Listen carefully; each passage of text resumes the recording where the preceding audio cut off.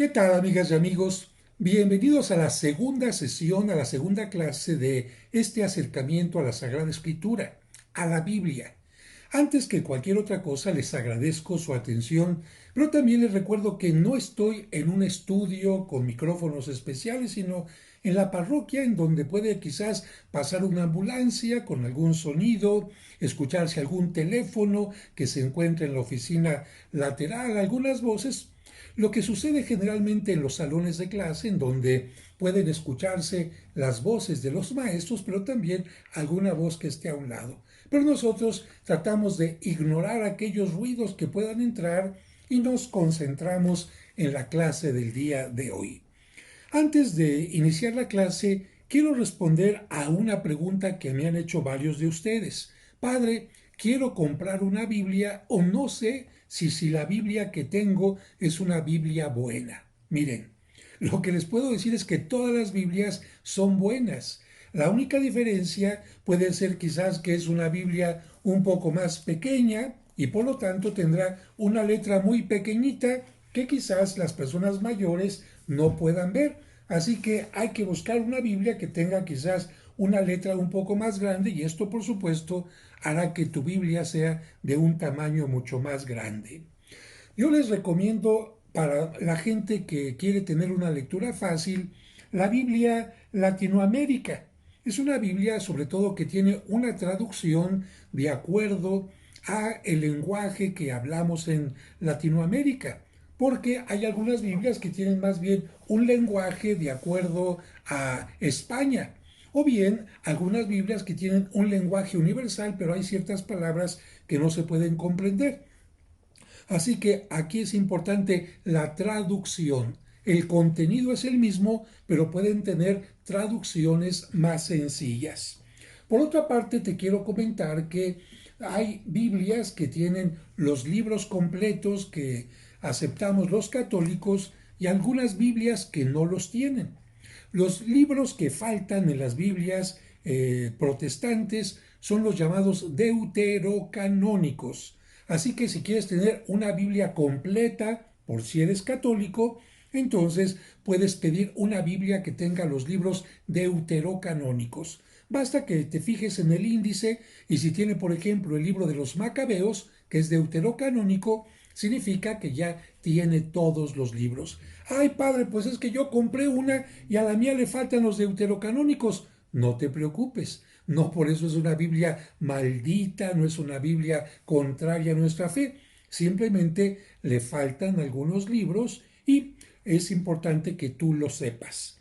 A propósito de esto, hay algunos editoriales que tratan de crear Biblias, de imprimir Biblias que sirvan tanto para los católicos como para los protestantes. Y estas editoriales, como por ejemplo esta Biblia que se llama la Biblia Dios habla hoy, es una Biblia que pueden utilizar tanto los protestantes como los católicos y tiene aquí a un lado, si te fijas bien, espero que alcances a ver bien, dice con deuterocanónicos. Esta es una Biblia que pueden utilizar tanto católicos como cristianos y tiene algunas ventajas que a alguna gente le gustan. Por ejemplo, esta tiene un pequeño cierrecito que sirve por si la quieres cerrar y la mantienes cerrada como si fuera una pequeña bolsa. Tú podrás decir, oiga padre, es que está muy despegada, desgastada. Bueno, miren, la Biblia no es para ponerse de adorno ahí en la sala, muy bonita, abierta y que nadie la lea. La Biblia son hechas para estudiarse. ¿Y qué le pasa a un libro mientras más lo abres y lo abres y lo abres? Bueno, pues se va deteriorando. A la Biblia el respeto que se le tiene que tener no es no tocarla, no es que no se maltrate. El maltrato no es porque sea y se le esté dando un maltrato. La palabra a veces se utiliza porque quizás alguna hoja ya está muy arrugada, se desprendió parte de la piel, pero en realidad no es maltrato, sino que es uso. Las Biblias son para eso. Y mientras más estudio, pues evidentemente que la Biblia se va desgastando. Así que si tú eres protestante o eres católico, puedes utilizar una Biblia como la Biblia Dios habla hoy. En general, la mayoría de los protestantes utilizan una traducción particular en la Biblia Reina Valera.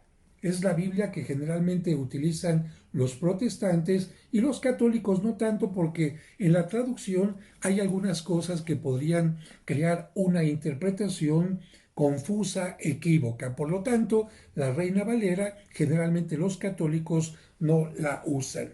Por otra parte, hay Biblias muy sencillas, como por ejemplo esta de Ediciones Paulinas. Es una Biblia hecha con letra no tan grande, no tan pequeña, pero sobre todo es una Biblia económica.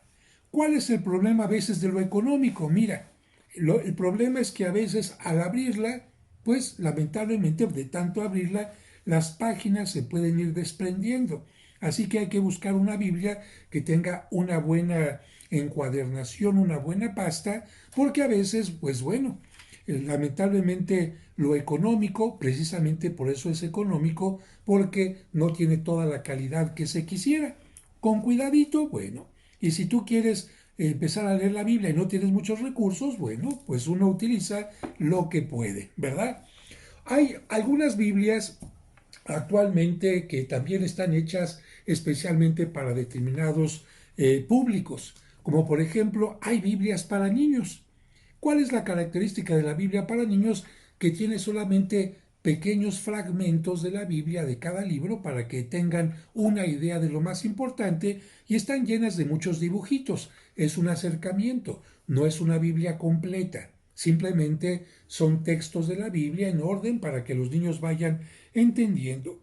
Y hay otras Biblias también muy interesantes, como por ejemplo esta que se llama la Biblia Católica para la Fe y la Vida. Fíjate, esta Biblia, que está publicada por Editorial Verbo Divino es un editorial muy famoso. Esta tiene cosas interesantes como por ejemplo esto. Miren, si ustedes se dan cuenta, voy a abrir aquí. Aquí esta Biblia tiene una ventaja, porque ya tiene marcado dónde está el libro del Éxodo. Yo quiero leer el libro del Éxodo, ahí está. Por ejemplo, quiero leer el libro del Deuteronomio. Aquí, esta pestañita, simple y sencillamente meto el dedo y ya aparece el libro del Deuteronomio. Quiero llegar, por ejemplo, al libro de los Salmos. Aquí meto el dedito y automáticamente ya estoy en el libro de los Salmos.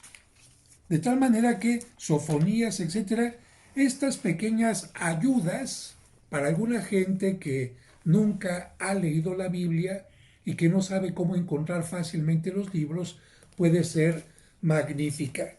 Y otra parte muy importante es que esta Biblia, además de los textos que tiene, por ejemplo, una perspectiva católica. Por ejemplo, aquí hablando de unas lecturas de penitencia, te habla del miércoles de ceniza. O hablándote de un libro de los profetas, tiene una oración cristiana. De tal manera que esto es lectura de la Biblia y al mismo tiempo reflexiones cristianas que pueden ayudar a las personas que dicen, quiero leer la Biblia, pero no le entiendo mucho y ya la quiero leer desde ahorita. Muy bien, esta te irá llevando también de la mano con reflexiones, con explicaciones y además con distintos colores que facilitan también la lectura de la Sagrada Escritura. Y también hay algunas Biblias que no es que estén incompletas, simple y sencillamente están divididas. Por ejemplo, en este caso, esta Biblia de editorial, aquí está, perdón, el editorial no lo tengo, pero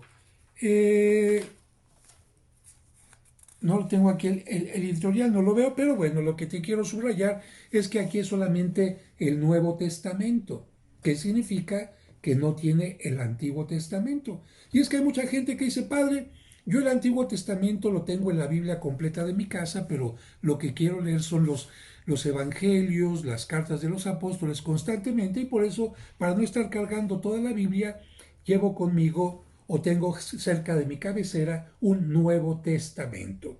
Creo que con esto queda claro. Así que si quieres escoger una Biblia, no la escojas por lo bonito, aunque hay Biblias muy bonitas. No la escojas por lo caro, porque hay muchas Biblias que tienen grandes ilustraciones y dibujos. Busca una Biblia de acuerdo a lo que tú necesitas, el tamaño de letra y sobre todo una traducción cercana a lo que tú necesitas para que sea más fácil de comprender. Bueno, y de acuerdo a lo que puedo hacer en este momento por ustedes, porque tengo muchísimo trabajo, voy a ir subiendo las clases de Biblia los domingos por la noche y los miércoles, para que puedan leerla quizás o ver la clase el domingo, lunes, martes o el miércoles, y el miércoles ya por la noche ver la siguiente lección. Y recuerden que si alguien no ha visto las lecciones anteriores, las puede ver en mi canal, ahí están todas, simplemente las busca y ahí van apareciendo todas las lecciones que vamos subiendo. Y algo más, en poco tiempo en mi página de internet, que es padrejose.mx, ahí están todos los videos de Tierra Santa, ahí están todos los videos que he hecho, los programas de radio y también los cursos. Curso de Biblia, curso de psicología de tanatología, curso de autoestima, curso de cómo enfrentar la vida en medio de los dolores, cómo aprender de las equivocaciones. Todo lo que ustedes gusten estará ahí porque los dirigirá directamente a los videos de YouTube. Segundo tema de este libro que estamos tomando como guía para nuestra información bíblica será este. Acuérdate que el primero fue la estructura de la Biblia, cómo está formada esencialmente, aunque vamos a ir avanzando un poco más. El número 2, el capítulo 2, es Dios, autor principal de la Biblia. Dios, el autor principal de la Biblia. Padre, pero es que usted nos dijo que la Biblia se escribió durante miles de años, pero que algunas personas escribieron. A ver, sí, pero tenemos que decir esta frase, este tema fundamental. El autor de la Biblia no es un humano. El autor de la Biblia no es un profeta. El autor de la Biblia es Dios. Y aquí comienza este capítulo con una frase del Concilio Vaticano II, este concilio que reunió al Papa y a todos los obispos del mundo en una búsqueda de hacer que tanto la Biblia como todo lo que se refiere a la Iglesia estuviera más cercano a la gente y fuera comprendido por todos. Bueno, hacia el año 62. Dice así una frase del Concilio Vaticano. Dios habla en la Escritura por medio de hombres y en lenguaje humano. Fíjense, tres puntos importantes que subrayamos aquí. Dios habla en la Escritura. Punto 1. Punto 2. Por medio de personas humanas. Y punto 3. En lenguaje humano. Y estos tres puntos los vamos a ir poco a poquito descifrando, comprendiendo. Vamos a estudiar especialmente hoy el punto número 1. Dios nos habla en la Escritura. Dios nos habla en la Escritura. Y segundo punto, hoy, ¿de qué cosas nos habla? Y tercer punto, ¿cómo nos habla? Y vamos a ver qué nos dice aquí. Dios nos habla en la Escritura como autor principal de ella. La Biblia es palabra de Dios. Fíjate, siempre que escuchas la Sagrada Escritura proclamada en la Santa Misa, después de que se ha proclamado, ¿qué es lo que dice el lector? ¿Qué es lo que dice el sacerdote? Esta es palabra de Dios. Bueno, por lo tanto, la Biblia es su pensamiento expresado, fíjate bien, a través de, vamos a llamarle así, sonidos humanos. Es su estilo de hablar a la humanidad. ¿Y por qué quiere hablar? ¿Y cómo lo fue haciendo? Bien, Dios escogió un pueblo. ¿Cuál pueblo? El pueblo de Israel, en el que a través de una larga historia fue manifestando su designio de salvación por medio de los acontecimientos y las obras que él fue disponiendo. Así que Dios nos va a hablar a través de la historia de este pueblo de Israel, que no solamente Él escogió, sino que Él fue formando. ¿Y cómo nos va a ir hablando? A través de los acontecimientos que le van pasando a este pueblo, a través de las obras que Dios va realizando en ese pueblo. Pero No solamente Dios habla a una colectividad, no solamente Dios le habló a aquel pueblo de Israel a través de su palabra, sino también te habla a ti, me habla a mí. También Dios habla al individuo y nos habla a cada uno de nosotros. ¿Para qué? Para comunicarnos su mensaje de amor, de vida y de salvación personal. Fíjate qué bonito. ¿Qué es lo que Dios quiere que sepamos? Su mensaje de amor, que Él nos ama, de vida, que tengamos la vida plena y de salvación personal. Salvarnos a cada uno de nosotros. Para eso va a servir la Biblia.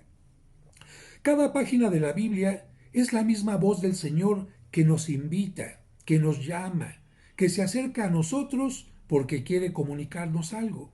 Una enseñanza quizás, un consejo, una frase de aliento, quizás un jalón de orejas, como decimos por ahí, cuando no sabemos corresponder a su bondad. Pero siempre es la palabra de Dios Padre que se preocupa por sus hijos porque busca su bien y su felicidad. Es Dios que se comunica no simplemente por hablar, porque no tenga nada que hacer, sino es Dios que se comunica para ayudarnos en nuestra vida. Por eso podemos decir que Dios es el autor principal de las Escrituras. Esto quiere decir que la Biblia es ante todo obra divina, que está inspirada directamente por Dios y que es Él quien nos habla para comunicarnos su mensaje. Es Dios el que nos habla. Y aquí pone algunos textos. Por ejemplo, dice, leemos en la carta de San Pablo a Timoteo, capítulo 3, versículo 16, toda escritura es divinamente inspirada. Esto es, toda escritura es obra de Dios que inspira al hombre lo que quiere. Aquí se refiere a toda escritura sagrada de la Biblia. En la segunda carta de San Pedro, capítulo 1, versículo 21, se dice, la profecía no ha sido jamás proferida por voluntad humana, sino que, llevados del Espíritu Santo, hablaron los hombres de parte de Dios. Aquí también queda muy claro. Si los profetas que nosotros leemos en la Sagrada Escritura nos dan un mensaje, no es porque a ellos se les haya ocurrido. Ay, es que a mí se me ocurrió esto. No, es porque Dios les inspiró para que dijeran lo que tenían que decir o escribir lo que tenían que escribir. Y el Concilio Vaticano II confirma esto que estamos diciendo así. La Iglesia reconoce que todos los libros del Antiguo y Nuevo Testamento, con todas sus partes, deuterocanónicos, etc., son sagrados y canónicos en cuanto que escritos por inspiración del Espíritu Santo, tienen a Dios como autor y como tales han sido confiados a la Iglesia. Vamos ahora al segundo punto de este capítulo. Acuérdate, ¿cuál es el tema del día de hoy? Dios habla en la Escritura. Ya tocamos el tema de Dios nos habla. Ahora, ¿de qué cosas nos habla? Bien, es muy difícil concretar la riqueza del mensaje de Dios, pero en líneas generales diríamos que la Biblia abarca los siguientes temas. Punto número 1. Dios nos habla de sí mismo. Cuando nosotros queremos tener una conversación con alguien, pues lo primero que queremos saber es quién es aquella persona, ¿no? ¿Qué es lo que piensa? ¿Cómo surgió su vida? ¿En qué familia? ¿Cuáles son sus anhelos? Etcétera. Bueno, también Dios quiere que lo conozcamos y por lo tanto nos habla de sí mismo. En la Biblia todas las páginas nos hablan de Dios, pero no precisamente de un Dios lejano, estirado, juez, como podría parecer a primera vista cuando leemos frases raras como la que le dijo a Moisés, yo soy el que soy, el Dios de poder, el Señor de los ejércitos en otra parte. No, se trata de un Dios personal, vivo, cercano, providente y amoroso. Se trata en una palabra de un Dios, como Cristo nos enseñó a decirle, Padre, que se preocupa por ti, por mí, por nosotros y rige nuestros destinos en orden a nuestra felicidad temporal en esta tierra y a nuestra felicidad eterna. lo que Dios quiere es precisamente nuestra felicidad. ¿Por qué? Porque como dice San Juan, Dios es amor. Es cierto que en la Biblia se habla también de la cólera de Dios, de castigo y hasta de venganzas divinas, como también se habla de los ojos, oídos y manos de Dios. Pero hay que entender un poquito esto. Esto se llama antropoformismo. Fíjate, ¿qué es un antropoformismo? Qué palabra tan rara, ¿verdad? Bueno, la palabra antropos significa hombres. Por eso el Museo de Antropología, ¿no? Es un museo que nos habla de el ser humano, y concretamente en algún determinado lugar de la historia o en algún lugar geográfico. Antropo, hombre. Morfos significa forma. Antropomorfismo significa que en la Biblia vamos a encontrar que Dios se muestra como si fuera un humano, que Dios tiene la mano, que Dios tiene ojos y ve, que Dios escucha. En realidad, si Dios Padre es un ser espiritual, no tiene ojos. Los humanos necesitamos ojos para ver. Dios no necesita ojos para ver. Los, los humanos necesitamos oídos para escuchar. Dios no necesita oídos.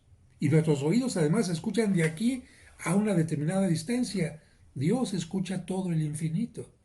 Por lo tanto, decir que Dios tiene oídos, ojos, que se enoja, que se deja llevar por la cólera, que ya hizo berrinche, es una forma de hablar para que entendamos un mensaje de Dios. Así que si en la Biblia de repente encuentras a un Dios muy humano, con sus cascarrabias y con sus cambios de carácter, es para darnos un mensaje. No es que Dios sea así. Son, como dice aquí, maneras de expresarnos los hombres. Y Dios tiene que utilizar nuestra manera de expresarnos para darse a entender. El Dios de la Biblia es ante todo un Dios misericordioso, amable, clemente, que envía a su Hijo a nosotros porque nos ama. Porque aquí te voy a hacer una pregunta. Mira, si a alguien no le interesaran los demás, ¿tú crees que se pondría a platicar con ellos? Diría, a mí no me interesa hablar con esta gente, no me interesa. De hecho, hay mucha gente que por eso no quiere hablar con los demás, porque no tiene interés en los demás. Si Dios habla, si Dios quiere hablar con nosotros, ¿qué significa? Que le interesamos. Esto es maravilloso. Punto 2. Nos habla entonces de qué cosas nos habla Dios en la Biblia. Uno, nos habla de Él mismo. Punto 2 ahora. Nos habla del hombre. Y cuando se dice hombre, entendemos que también, por supuesto, de la mujer. Solamente que han cambiado actualmente tantas formas que cuando decimos hombre ya no se entiende que decimos mujer. Bueno, en la forma antigua, cuando se dice hombre significa humanidad. Nos habla del hombre y nos dice que él mismo lo creó, formándolo a imagen y semejanza suya. Qué hermoso que Dios nos haya creado. La palabra imagen y semejanza en hebreo significa más que retrato, reproducción. Como si Dios se hubiera reproducido para que nosotros naciéramos. Y tú sabes que el acto de reproducción es en el ser humano, o por lo menos tendría que ser, el acto más hermoso de amor. El hombre es imagen y semejanza de Dios porque participa reproduciéndolas de las bondades y cualidades divinas.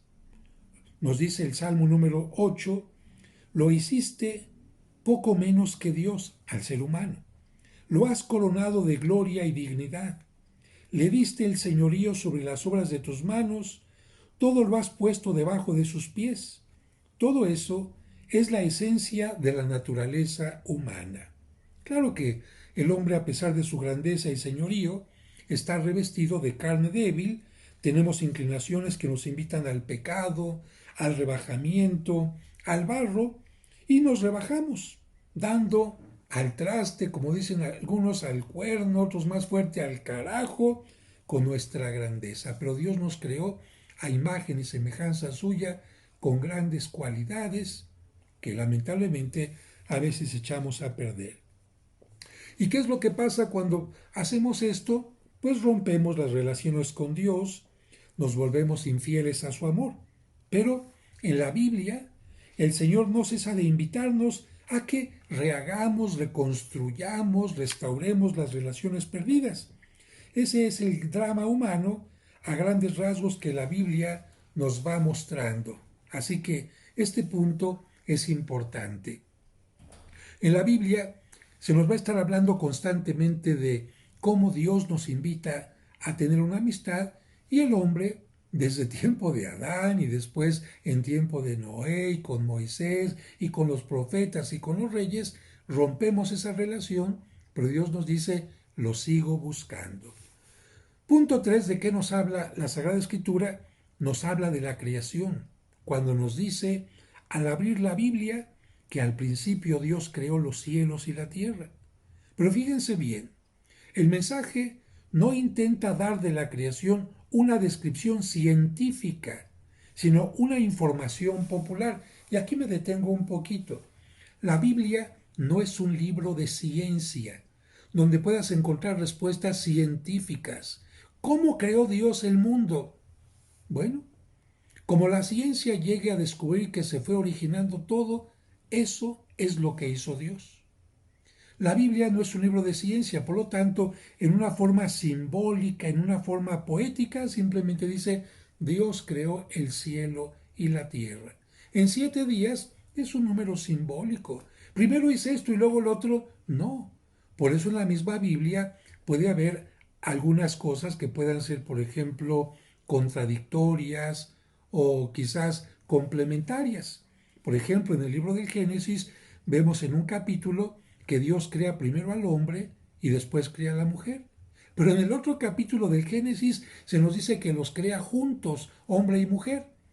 Ya con esto te das cuenta que no es un libro que esté hablando de tal cual como fue creando Dios, sino la afirmación importante es que Dios creó absolutamente todo cuanto existe.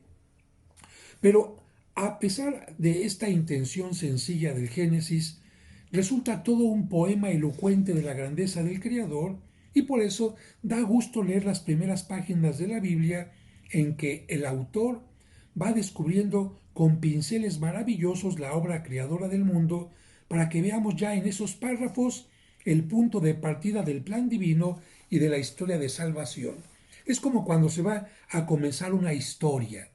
Está la escenografía, las luces, la creación de los personajes, ya después vendrá la historia. El libro del Génesis nos muestra solamente lo inicial. Así que Dios nos habla de él, del ser humano, también de la creación. Punto 4, nos habla de la historia de la salvación. No es la historia de México, la historia de Estados Unidos, la historia de Europa, no, la historia de cómo Dios va haciendo lo necesario para salvar a la humanidad. Podríamos decir que toda la Biblia es fundamentalmente la historia de la salvación, la historia de un pueblo que el mismo Dios escoge para que a través de él vaya transmitiendo el mensaje salvador a toda la humanidad.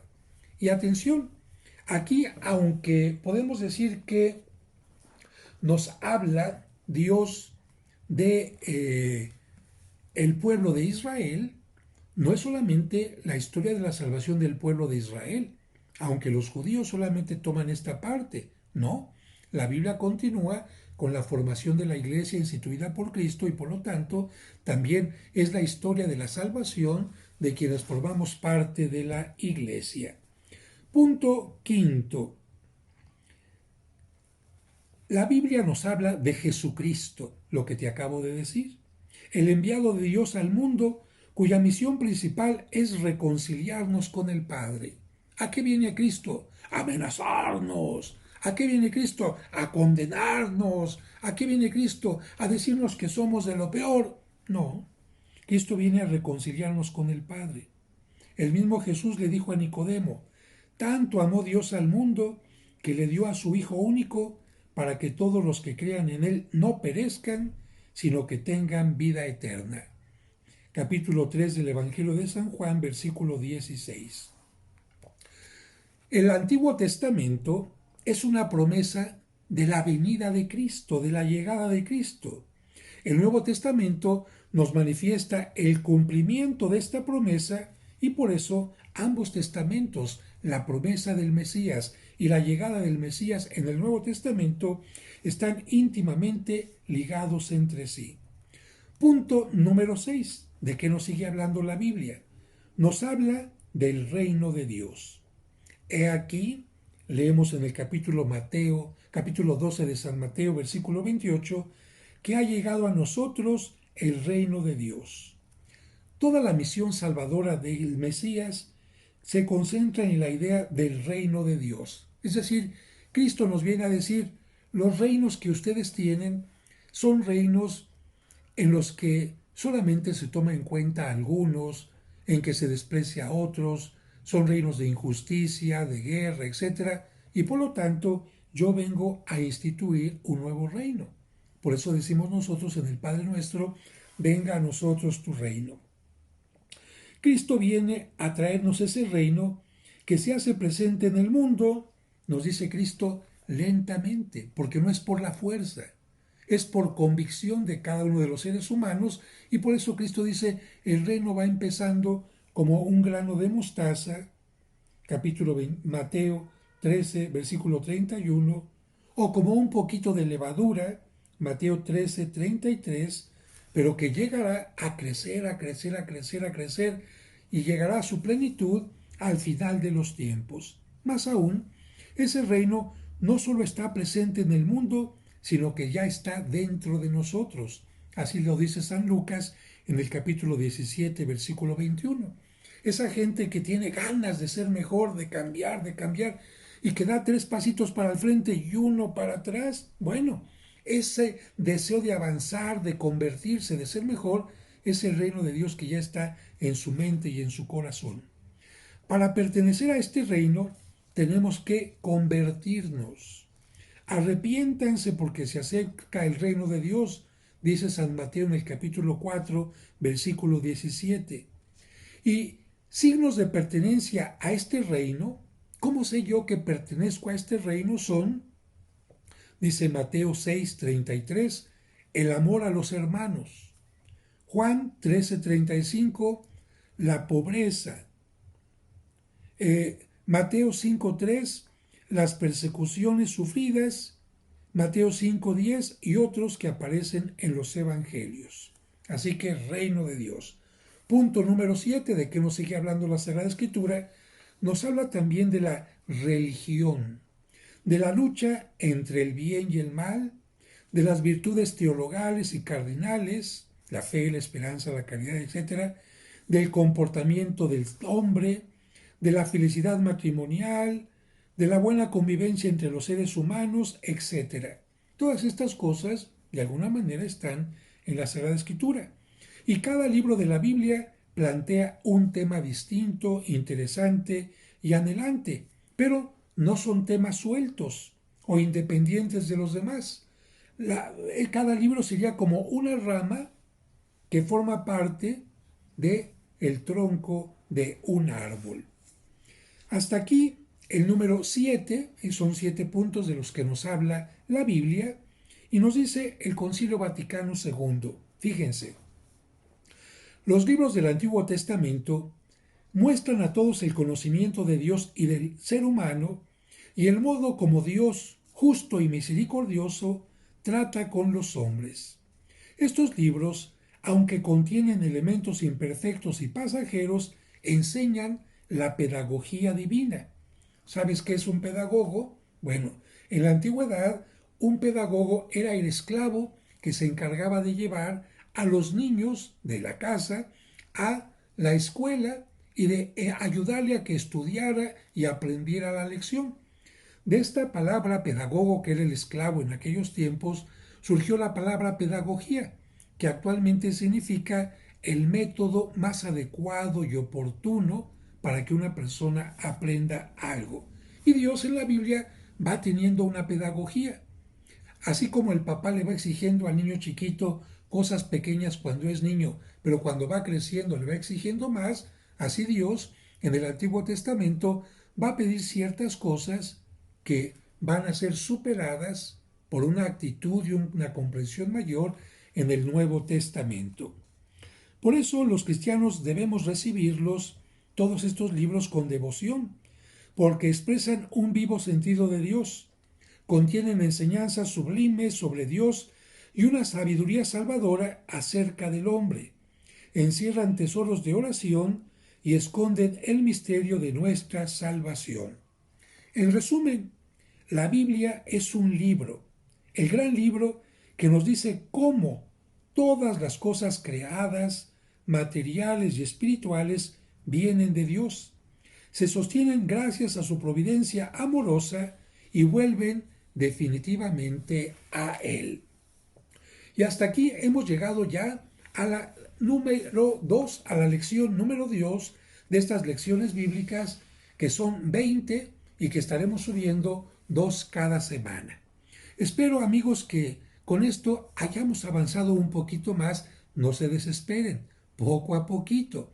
Así como en el inglés, pollito, chicken, gallina, hen, lápiz, pencil y pluma pen, también en la Biblia. Con paciencia, poco a poquito, como un buen cimiento, iremos creciendo en el aprendizaje. Y de verdad, tomen la Biblia, si tienen una Biblia en su casa, sea la que sea, hojenla, ábranla, vean algunas Biblias, por ejemplo, al final tienen cosas interesantes, ¿no? Por ejemplo, esta Biblia tiene una prehistoria a inicios de la historia. ¿Qué estaba pasando en el mundo cuando se fue escribiendo el libro del Génesis? ¿Qué estaba pasando en el mundo cuando Moisés estaba sacando al pueblo de Israel? Esto es muy interesante. Hay otras Biblias como esta de Dios habla hoy, en donde en la parte final, fíjense bien, miren, yo aquí le pongo a veces lo que se llaman post-its o banderitas para indicar más fácilmente un lugar que tengo que estudiar o algo así. Y les decía, por ejemplo, esta Biblia de Dios habla hoy tiene al final un glosario que nos ayuda a entender las palabras. Por ejemplo, filisteos eran unos de los llamados pueblos del mar, procedían de la isla de Creta, invadieron Palestina, tal, ¿no? Eunuco designaba a un hombre que había sido castrado para servir como cuidador de una mujer, ¿no? Así podemos encontrar nosotros glosarios y otras cosas también que pueden ser interesantes, como por ejemplo mapas. Miren, esta Biblia de repente nos muestra por dónde andaban el pueblo de Israel, cuáles fueron los viajes de San Pablo, dónde estaban localizadas cada una de las familias de Jacob. Y de esta manera, cuando nosotros podemos ir estudiando la Biblia, que Dios sacó a Moisés por aquí y el pueblo pasó por acá, pues se nos hace más fácil. Todas las Biblias tienen cosas maravillosas, así que acércate a tu Biblia, hojeala y acuérdense irse aprendiendo los nombres de los libros en abreviatura. Génesis, GN. Ah, muy bien, ya aprendieron uno, sigan con los demás. Recuerden darle like por favor a este video y si no están suscritos, suscríbanse a mi canal y denle clic a una campanita que hay ahí para que les lleguen los mensajes cuando voy publicando. Que Dios les bendiga.